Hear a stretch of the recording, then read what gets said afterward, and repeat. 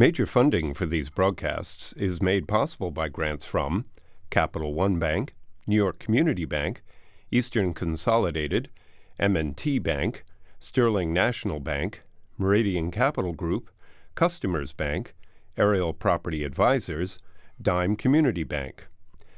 Additional funding is made possible by grants from AM Trust Title, AVR Realty Company, Avison Young, Bank of America Merrill Lynch, Bank Leumi USA, Briarwood Organization, CBRE, Chase Commercial Term Lending, Chase Commercial Mortgage, Citizens Bank, CPEX Real Estate Services, Colliers International NYC, Cohen Equities, Collins Building Services, Douglaston Development, Levine Builders, Flushing Bank, Friedman LLP, Handler Real Estate Organization, Handro Properties, Hodges Ward Elliott Inc., Investors Bank, James D. Kuhn Real Estate Institute at Syracuse University, Kilroy Architectural Windows, Madison Realty Capital, Matone Group, Mercantile Bank, New Banks, Newmark Knight Frank, Optimum Window Manufacturing Corp.,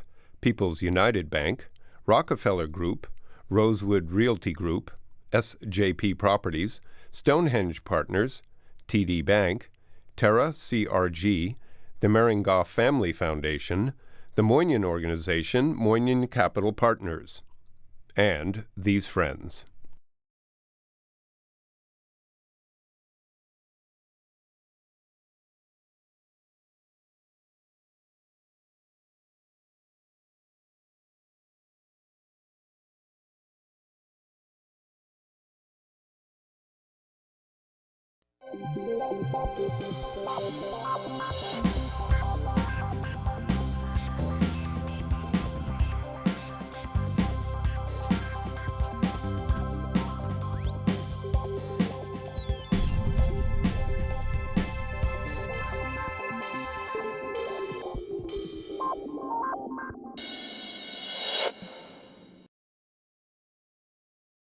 Tax simplification? No way. We have a new tax law. We have no idea. Last week we were trying to give an interpretation for the individuals. So today I'm really going crazy. I'm trying to do it for small businesses and real estate. My guests include Mike Greenwald, who's a tax partner at Friedman LLP, and Larry Wolf, who is with a tax partner at Robertson Holland LLP. So what do we have here? We have a law that half the people have no idea what's going on because, as you were saying, years ago when you went into this business, what happened? Years ago, when I started, when Congress was going to enact tax legislation, committees would meet. They would invite experts to come testify.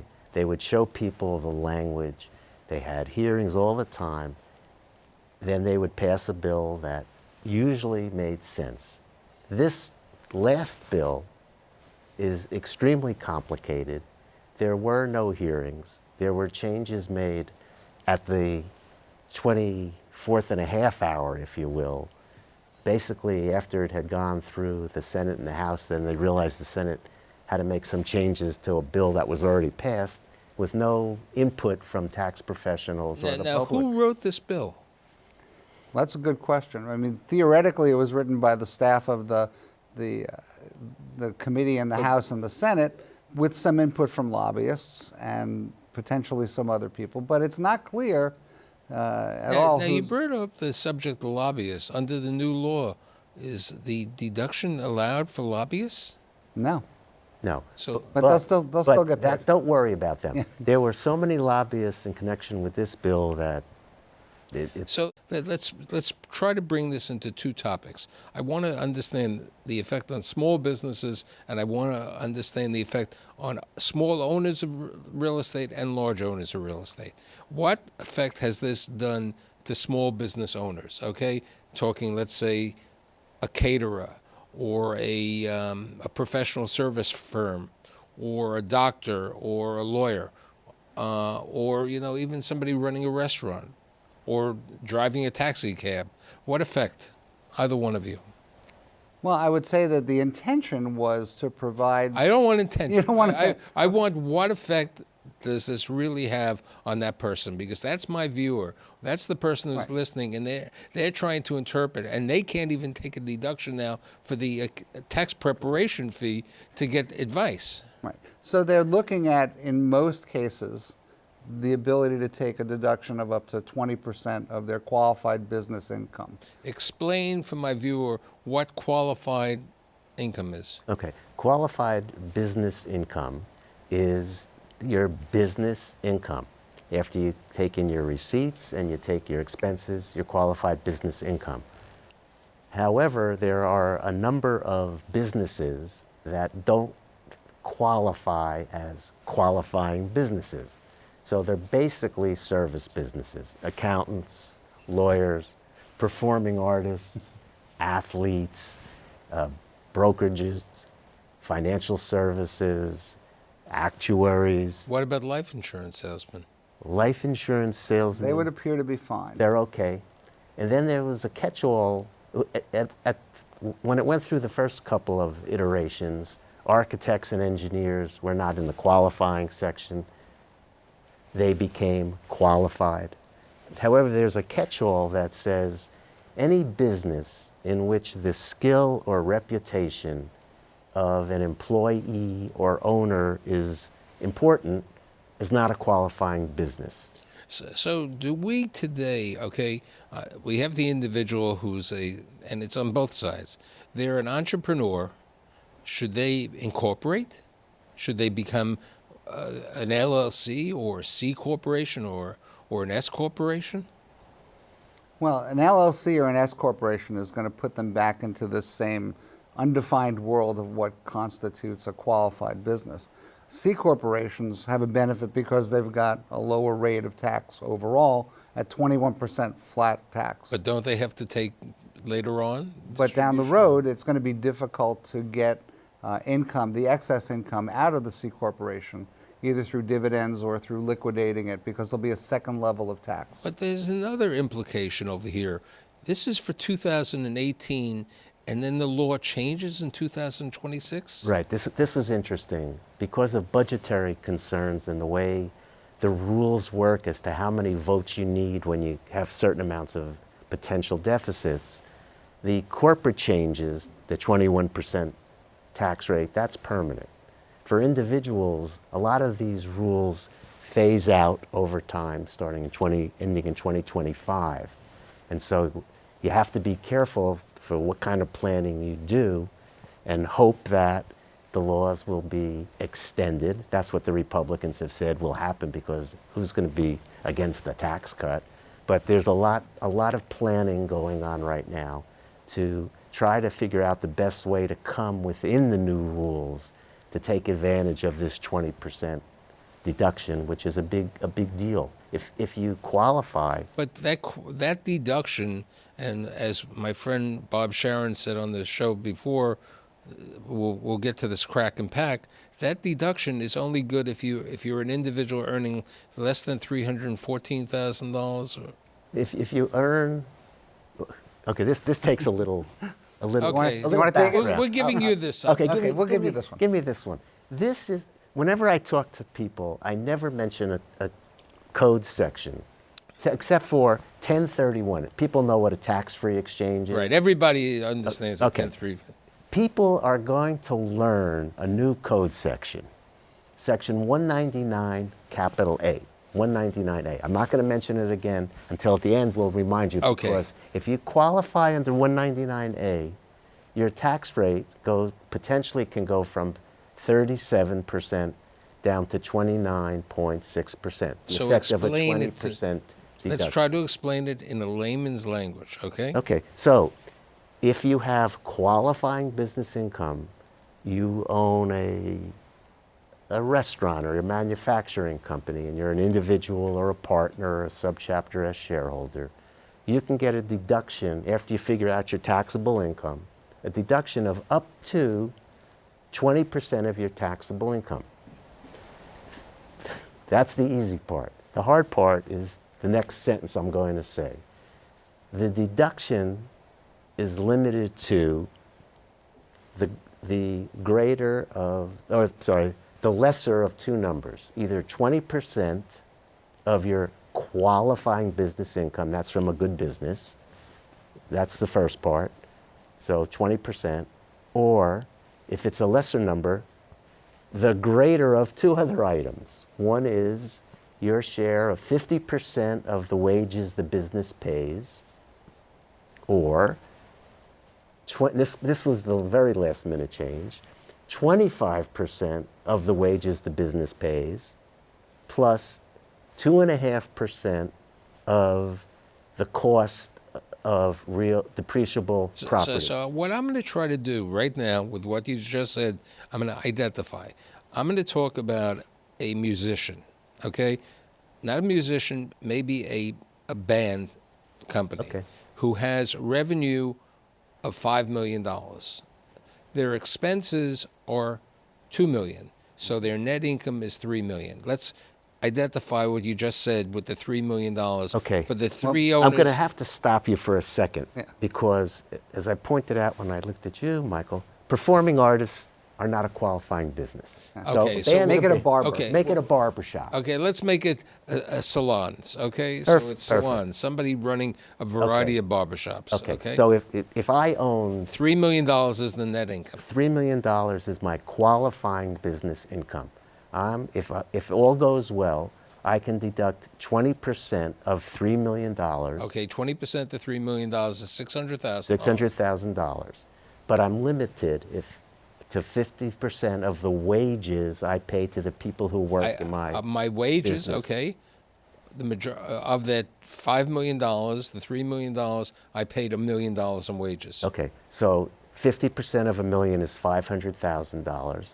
My deduction would be limited to $500,000, even though $600,000 is 20%. Now, if I happen to own the building that That I have the barbershops. I right? have all these barbershops in, I can take 25% of the wages, that's $250,000, plus now I'm going to have a math little issue here, but 2.5% of my cost of the building. So if the building costs $10 million, $2.5 million. 250,000? 250,000. 250,000. So I would get 250,000 for this building piece, 250,000 for the wages piece, that's coincidentally the same $500,000.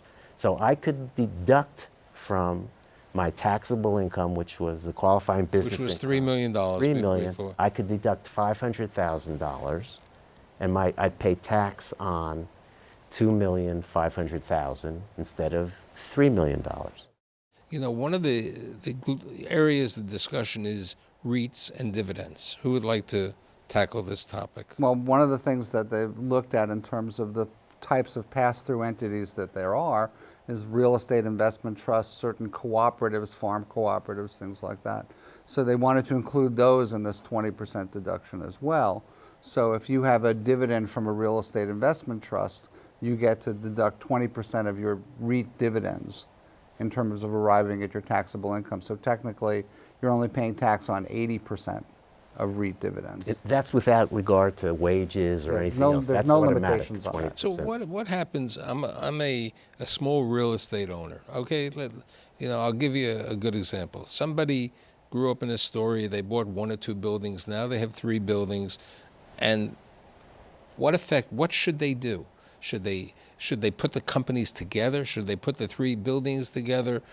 Should they try to create a private REIT? Well, let's talk about, there's another exception to the rules for smaller businesses. If you're married and your taxable income is less than $315,000, then you get a 20% deduction without having to ask any more questions. Okay, so let's use a friend of mine as an example. He and his brother own a building in Manhattan, and in the building they have 4 tenants. They have a retail store, and they have 3 tenants over there. Okay, what should they do? Should they change the operation? Let's say their net income okay, the question is with depreciation and everything, their net income is $100,000. If their net income is $100,000, they will be entitled to a 20% deduction without having to ask any more questions, assuming that they actually operate the building. And assuming that they don't have a lot of other income in their tax returns from, wages or interest or dividends, things like that, that are going to drive them over the $315,000 threshold. But some of my friends, okay, certain people have been what we'd call active investors with real estate as their main business, okay? What Larry was saying before in the green room, those active investors now have a different change of law. They're in for a surprise. The rules until last week were that an active real estate investor, a wealthy one with a high income, could use losses from the real estate business to shelter any kind of income, wages, investment income. Under the new law, the very wealthy people will no longer be able to use their real estate losses to shelter investment income. So now they're going to pay taxes? This is a shocker, but it's even possible that they're going to pay taxes. You read about some of these high-profile divorces, okay? The divorces could be real estate professionals. And many of them say, how could that real estate professional not pay taxes? And the reason was they had losses. Correct. So today you're saying the losses will not be available to shelter investment. For the next few years. For the next few years. There's a limitation on your ability to use excess business losses against non-business income. What that means for your wealthy real estate friends is that they're likely to start looking at alternative investments that maybe defer income for a while. so what kind of investments? You might look to do some sort of annuity that pushes income out into a year when the losses would be available, because remember, we're talking about provisions that expire in 8 years. Right. So. We were also talking before, many people who have, let's say, are second or third generation business, their family, they may have got into the business by being a real estate broker, and they now own a building, and they now have a management company, and they have brokerage commissions. What should that person do?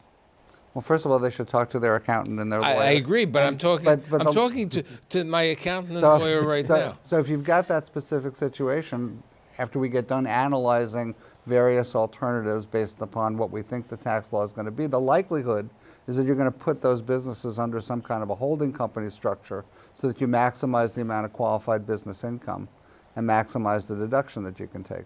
But certain of the businesses are not qualifying for the 20%, is what you're saying. You referred to brokerage. So brokerage is one of the businesses that's not a qualifying business. What they meant there, we all believe, is that we're talking about financial broker, the stock broker. Because we don't know that it applies to the real estate. Right, because they specifically left in leasing as a qualified business. So wait, leasing, if somebody has leasing commissions, that appears to be a qualified business. So but if you have brokerage commissions, we believe that should be. It should be. This is where we're going to need some help from the Internal Revenue Service, assuming they can dig out from under wherever they are, because the rules are complicated, as you can hear from this discussion. Well, what about, people buy property and they depreciate? Has the life of depreciation of an asset changed with regard to real estate, with regard to real assets? Okay, There's been an increase in the amount that you can expense right up front for certain tangible property, and also the limitation. So that's a small business advantage. There's also an increase in the bonus depreciation, but that phases out during this 8-year period. There's also trade-offs in depreciation. Remember, one of the changes that came into the law is that you can only deduct 30% of business interest expense. But most real estate businesses depend upon leverage and on interest deductions. So they gave them a trade-off. If you want to deduct 100% of your interest expense in a real estate business, you have to elect longer depreciable lives. Now, when we say longer, It's really not that much You longer. said 39 to 40. 39 to 40 for commercial buildings, 25 to 30 for residential. The difference is that they wouldn't be eligible to take bonus depreciation. But if you remember back a couple of years ago, we also have the tangible property rules. So a lot of things that might be eligible for bonus, we can also take as repairs. Well, one of the big subjects of contention is years ago when the other, whatever law was brought in, the 50% deduction for entertainment, for meals and entertainment was limited. Under the new law, if you take someone for a meal, it's 50% deduction. But if you take that person to a Broadway show or you take them to a sporting event, that cost is not deductible, correct? That's correct. Now, that was not deductible for the individual. What about for the corporation? It's still deductible for corporations. Corporations got most of the benefits. So wait a second. So the corporation has no effect. So if I have a small business, okay, be it not a professional service business, I have a corporation business that's running, I have a restaurant business, okay, and I take my customer, okay, I take them to a different restaurant, not my own restaurant, I can get 50% for the meal. Right. What about, and now I want to, and I have season tickets You don't, to the you don't get Knicks. the season tickets. You don't get the season No. tickets. There's nobody's going to incorporate to get a. No, but That's- let's say it's not- no. Let's take this. There are many real estate corporations or companies that we know who own tickets to boxes, and are those going to be deductible? No. No. But they were before. Some parts of it were some of the ticket licenses weren't, but some parts of the box expense were deductible. Won't be anymore. So for my audience, what are the basic points? Was it a good law for small business and real estate companies, or a bad law? Or I mean, we don't understand. Well, I would say that real estate came out very well compared to other industries. Which industries did not come out well? Lawyers, accountants, the service industries, as we discussed, don't qualify. My law firm hires people. We do the same things as any other business. We take the same risks. We sign long-term leases, but we don't get the benefit of a 20% deduction from our So income. now, since I'm talking to the tax professionals, how can you provide a mechanism to get benefits? Well, there are alternative practice structures that are already in place for some professional service firms where they have part of the practice as a partnership. I'm thinking of some of the accounting firms where their audit function, where they sign financial statements, is in a partnership and everything else is in a corporate entity. They're probably going to do okay. So the question is that model a successful one for other professional services firms to emulate? Okay, is it beneficial to become a partnership today? What's the best operation for a company? You know, somebody is in there trying to think about a business. Whether you're an individual, an S corporation, or a partnership or limited liability company, think of yourself under the individual rules. If you're a regular corporation, then you're under a different set of rules. So the choices some people are going to have to make is whether to actually incorporate. The 21% corporate level tax is very attractive to a lot of people. But as Michael pointed out before, to take money out of that corporation, there's a second level of tax.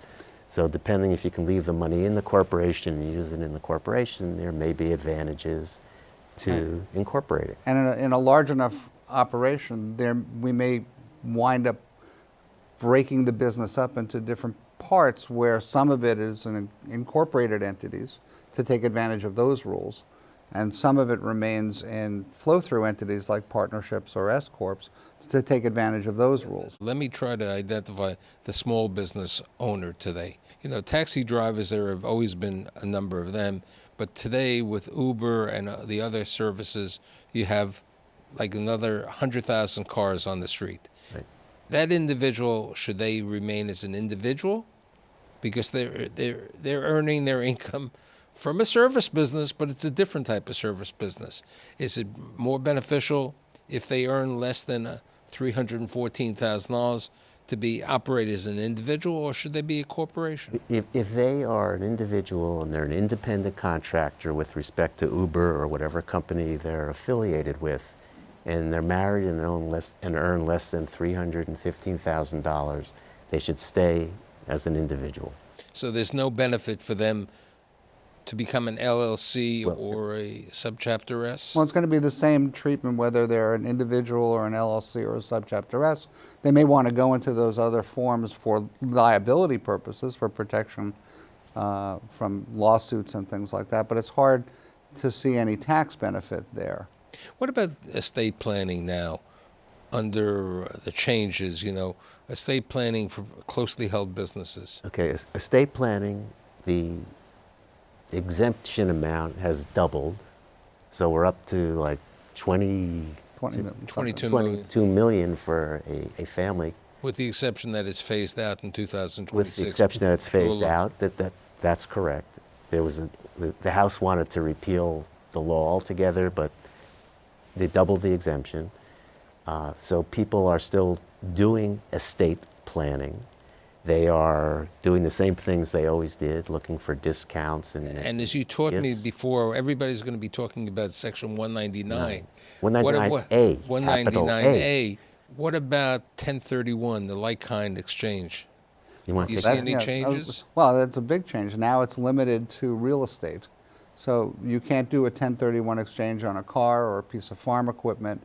You can't or even if I'm doing an exchange of a building for another building, the items that are in the building that previously were classified as personal property. So furniture and equipment, maybe the lobby desk, things like that I classified as non-real estate, so I could take faster depreciation on it. I can't include those any longer as part of the 1031 What about the exchange. depreciation? But keep in mind, though, for example, if you exchange a hotel with a lot of personal property but wind up with another hotel, under a different set of rules, you may be able to write off that personal property and net the benefit. And net out. So, but what I was going to say is it's going to be really important to talk to your lawyers about making sure that when you do an exchange of real property, that you're quite clear about the allocation of the sales price in the contract, so that everybody knows what's being allocated for purposes of doing what's eligible for 1031 and what isn't. So here's the real question. When do you think the IRS, the government, is going to clarify the law that somebody's going to truly interpret what they should be doing? That you guys can provide the correct insight. Is it going to be 3 months? Is it going to be 6 months? well, the IRS has already issued a couple of directives for big corporations telling them how and when to repatriate their earnings. So they've started this process. I think that they're going to wind up trying to issue notices that tell you, here's what we think the law is at this point. They're not going to be able to write any kind of definitive regulations on these provisions for months and months. So the verdict is not out yet on what one should really do. I mean, the one thing that they should do is talk to qualified professionals who, under the law for individuals, are no longer tax deductible. But if it's a business, perhaps as a business, it's tax deductible. So this Tax Simplification Act is not really tax simplification. And if I have you back within 6 months, maybe we'll have a better understanding. I'd like to thank Mike, and I'd like to thank Larry, and I'll see you next week.